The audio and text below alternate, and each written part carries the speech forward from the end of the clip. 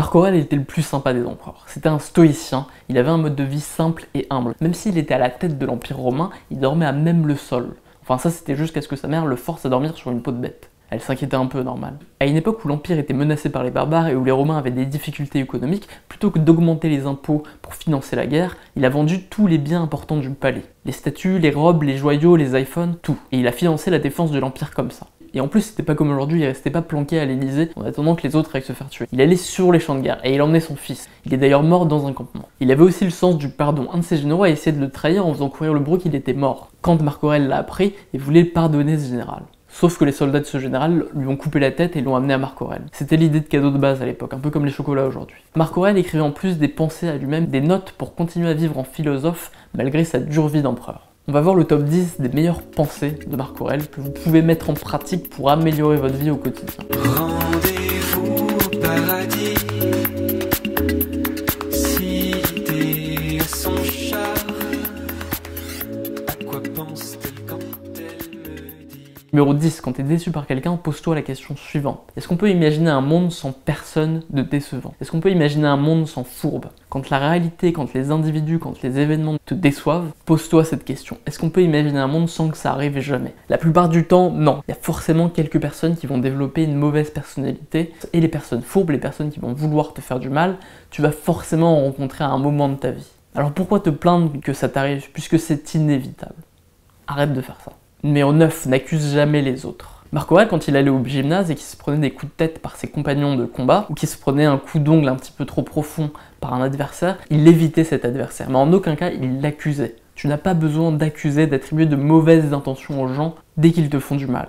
Si tu vois une ronce sur ton chemin, tu l'écartes et c'est tout, et tu ne te plains pas que cette ronce existe, et tu n'attribues pas de mauvaises intentions à cette ronce. Si tu vois un raisin qui est pourri, tu le jettes et tu ne te plains pas qu'il soit mauvais et tu ne l'accuses pas de vouloir t'empoisonner. Il est inutile d'accuser les hommes de te vouloir du mal car tu ne peux jamais en être sûr et de toute façon la plupart du temps les gens ne te veulent absolument aucun mal. La plupart des gens ont de très bonnes intentions. Numéro 8, tu ne peux pas mourir tôt.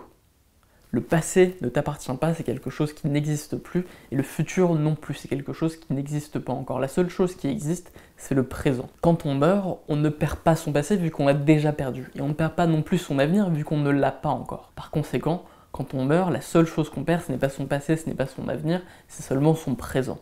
Donc que tu meurs à 20 ans, à 50 ans ou 90 ans, c'est exactement la même chose. Donc ne t'inquiète pas de mourir tôt et ne sois pas obsédé par cette peur de la mort.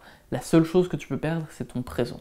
Numéro 7. On pense toujours à aller à la plage, aller à la montagne ou aller à la campagne pour se retrouver au calme. Mais on n'a pas besoin de ça. On peut se retirer en soi-même beaucoup plus facilement et beaucoup plus profondément. Tu es le seul responsable de tes pensées et il est en ton pouvoir de te retirer, de t'isoler simplement en restant en soi-même quelque temps.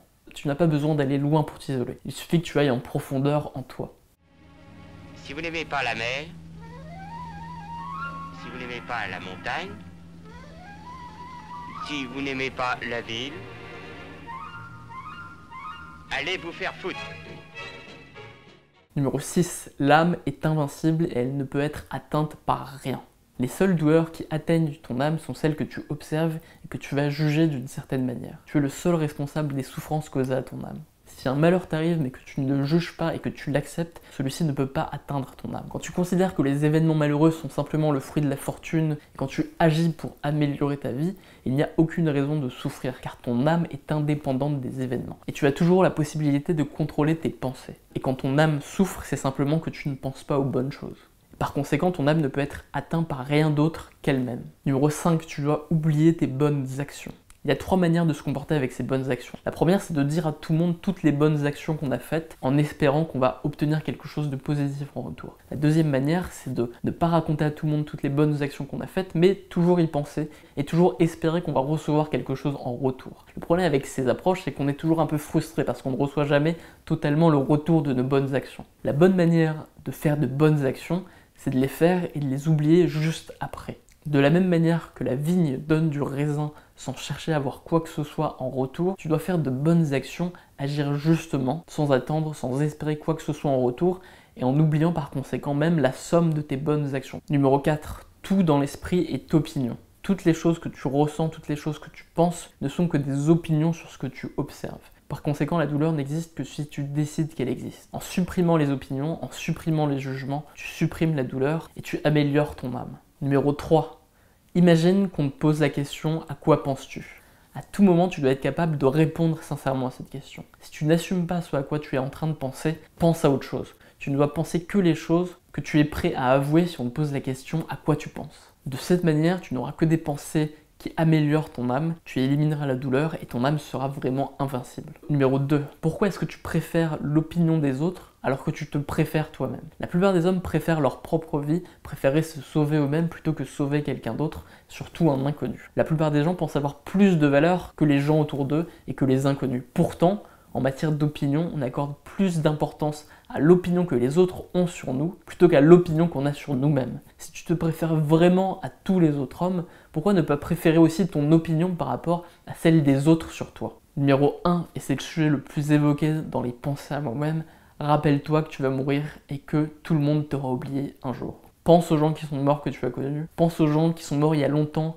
et dont on ne parle plus et qui seront bientôt oubliés. Et n'oublie pas que tu finiras comme eux. Quand on a conscience de ça, quand on y pense tous les jours, quand on a cette pensée de la mort régulière, on est beaucoup plus sage et on est beaucoup plus tenté de faire les bonnes actions car on est conscient que notre temps de vie est limité et que la vanité, la gloriole, tout ça est inutile. Ce qui est important, c'est de bien agir tant qu'on est en vie. Les stoïciens n'étaient pas obsédés par le fait de toujours avoir des pensées positives. C'est ridicule et absurde de vouloir n'avoir que des pensées positives.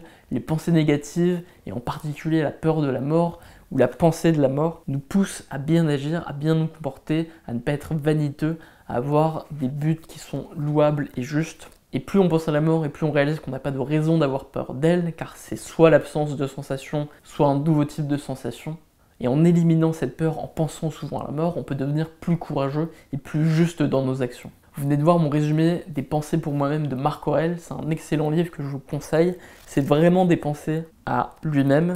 Donc c'est assez répétitif, il y a des idées qui reviennent souvent. C'est très agréable de voir à quel point c'est actuel alors que ça vient de l'Antiquité. C'est aussi agréable de sentir qu'on peut s'identifier assez facilement à un empereur. Il est beaucoup question des dieux, de la fortune. Si vous vous intéressez un peu à la mentalité de cette époque, c'est assez enrichissant. C'était la 23e vidéo du projet 30 jours, 30 livres, qui consiste à lire plus de 30 livres en moins de 30 jours. Abonnez-vous à la lettre si vous voulez recevoir des conseils sur le développement personnel. Et puis abonnez-vous à Autodisciple, on essaye d'atteindre 100 000 abonnés en moins d'1 an. Voilà, c'était Raj pour Autodisciple, passez une super journée. Et n'oubliez pas que vous allez mourir.